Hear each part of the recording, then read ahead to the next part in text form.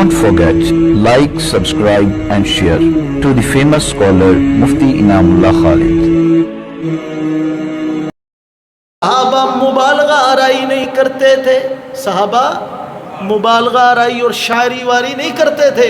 یہ ہم مبالغہ کرتے ہیں، شاعری جو ہمیں کوئی اچھا لگتا ہے تو اس کے بارے میں اس کی تعریف میں پتہ نہیں کیا کیا کہتے ہیں۔ وہ کہتے ہیں نا پیر نہیں اڑتا اس کے مرید اڑاتے ہیں، پیر خود اڑتا نہیں اس کے مرید اڑاتے ہیں۔ مرید کہتے ہیں پیر صاحب ایسے، پیر صاحب ایسے۔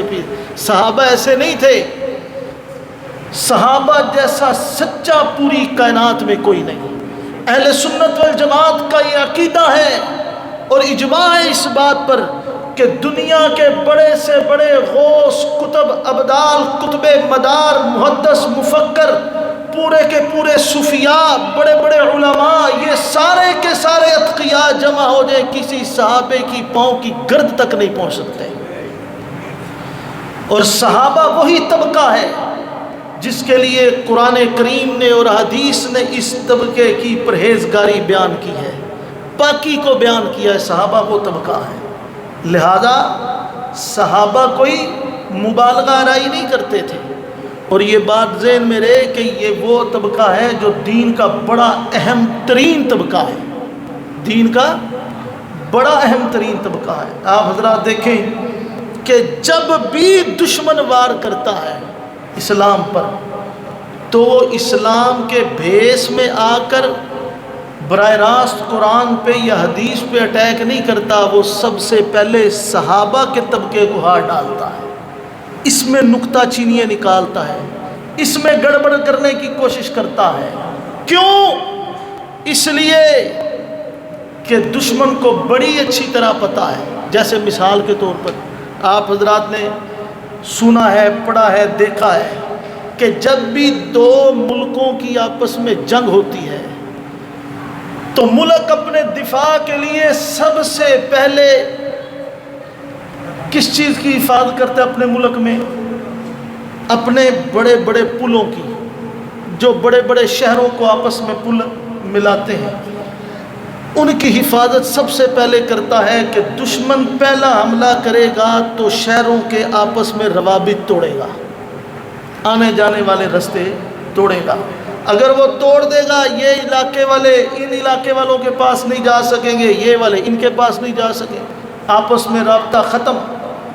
دشمن بڑی اچھی طرح جانتا ہے، کیا وہ جانتا ہے کہ اس امت میں 1400 سال کے بعد ان امتیوں میں اور جناب محمد الرسول اللہ میں اگر کوئی پل ہے تو وہ صحابہ کی جماعت ہے۔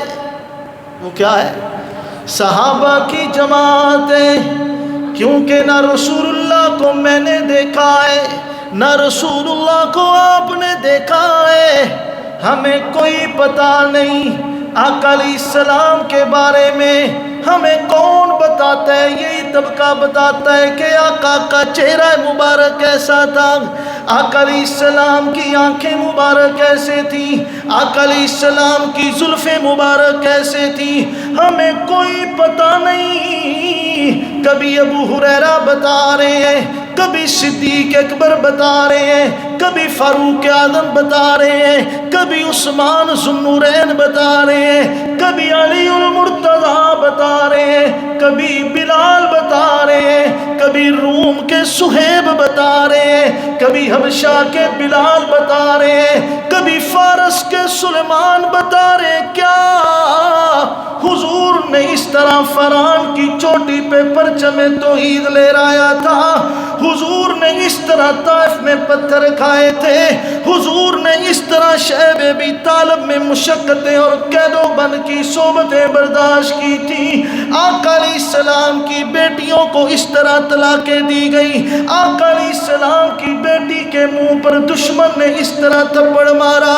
آقا علیہ السلام نے یوں تکلیفیں برداشت کی؟ آقا علیہ السلام کس طرح ہتھیار پہن کے میدان جہاد میں اترے؟